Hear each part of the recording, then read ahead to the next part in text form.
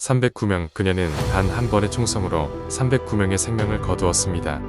하지만 그녀에게 가장 기억에 남는 장면은 스나이퍼로서 처음 사람을 쐈던 날, 스나이퍼지만 적을 참아 쏘지 못했던 날, 그리고 스나이퍼끼리 서로를 겨눴던 날이었습니다. 그녀의 이름 리우드밀라 파블리첸코. 1916년 우크라이나 오데사에서 태어났습니다. 전쟁 전 그녀는 키예프 대학에서 역사학을 공부하던 평범한 여대생이었습니다.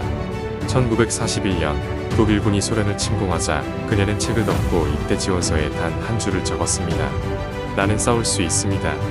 군에서는 간호병을 보냈지만 그녀는 즉석에서 사격 시험을 요청했고 5발 모두 정중앙에 명중시켰습니다. 그렇게 그녀는 제54소 총여단의 저격수가 되었습니다. 하지만 정확히 쏜다고 해서 누구나 저격수가 되는 것은 아니었습니다. 그녀는 모스크바의 중앙여성저격수 학교 CWS에서 철저한 훈련을 받았습니다. 위장술, 거리 측정, 바람과 고도 보정, 적의 움직임 예측, 숨소리 통제까지. 사격은 단순한 기술이 아니라 인내와 심리전의 싸움이었습니다. 그녀는 자신을 하나의 정밀한 무기로 단련했습니다. 그녀의 무기는 모신나강 피저격 소총으로 600m 장거리도 관통하는 볼트 액션 정밀 라이플, 길리슈트 위장 망토를 입고 눈비와 숨결마저 반사되지 않도록 혹독히 훈련했습니다. 첫 실전은 오데사 전선 단 한 발로 적병을 쓰러뜨렸고 그날 밤 총을 내려다보며 오랫동안 울었습니다. 전쟁이라는 이유로 그녀가 죽이기 시작한 첫 번째 사람. 밤이면 그의 마지막 모습이 떠올라 두려움에 잠을 설치곤 했지요. 어느 날 스코프 너머로 한 소년의 애처로운 모습이 보였습니다. 흑투성이 군복을 입고 혼자 울고 있는 어린 병사. 그 역시 명백한 적이었지만 그녀는 방아쇠를 당기지 못했습니다. 그 순간 소년은 적이 아니라 누군가의 아들이자 어린 동생 같았습니다. 자신의 어린 시절과 겹쳐졌고 한숨을 쉰 그녀는 총을 내려놓고 조용히 조준을 풀었습니다. 그녀는 종전 후 이렇게 고백했습니다. 한 사람의 목숨을 살렸다고 해서 전쟁이 끝나진 않지만 그날 하루는 내가 사람으로 남을 수 있었던 날이었지요.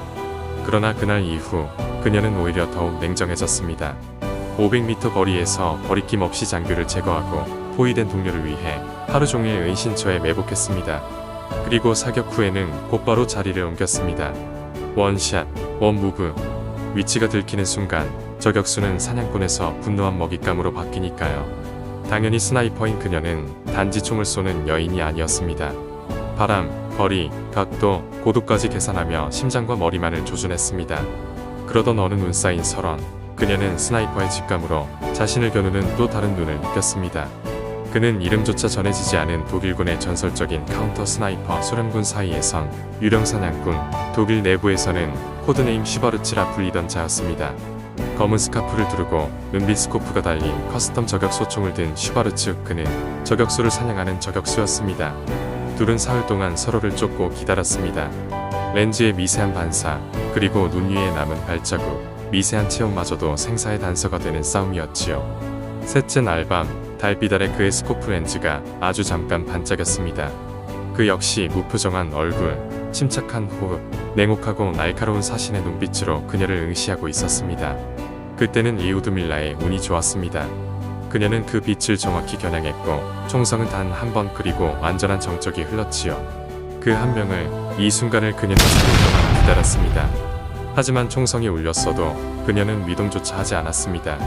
어떤 기쁨도 안도도 없었습니다. 웅얼이진 가슴에 왠지 그녀는 꼼짝할 수가 없었지요. 조국은 다르지만 쓰러진 그도 자신과 같은 저격수였다는 걸, 같은 고독 속에서 같은 사명으로 서로를 겨뤄야 하는 운명으로 만난 것을, 그의 죽음은 어쩌면 자신의 죽음을 대신한 것 같았습니다. 그가 안 죽었더라면 아마 그녀가 죽었겠지요.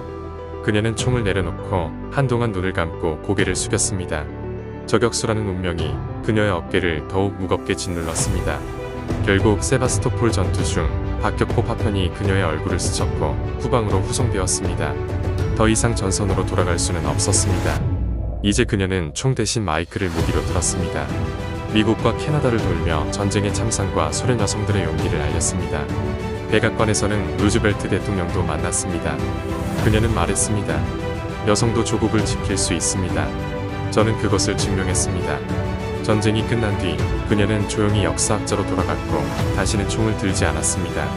하지만 사람들은 지금도 그녀를 기억합니다. 309명을 썼지만 그녀의 삶에 가장 짙은 흔적을 남긴 것은 단 3번의 방아쇠였습니다.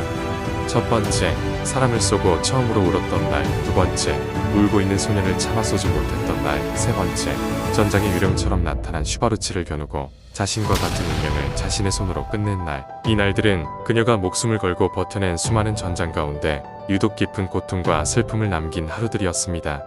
그리고 어쩌면 그녀가 아직 사람으로 남아있었던 증거였을지도 모릅니다. 요즘 강인하고 매력적인 스나이퍼를 그린 영화들이 쏟아져 나오고 잘생긴 배우들이 전설의 저격수를 연기합니다.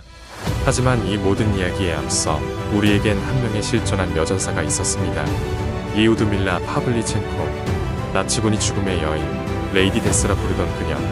309번의 총성과 함께 그녀는 전설이 되었습니다. 그리고 1974년 그녀는 58세의 나이로 모스크바 근교의 아름다운 노보데비치에서 조용히 눈을 감았습니다.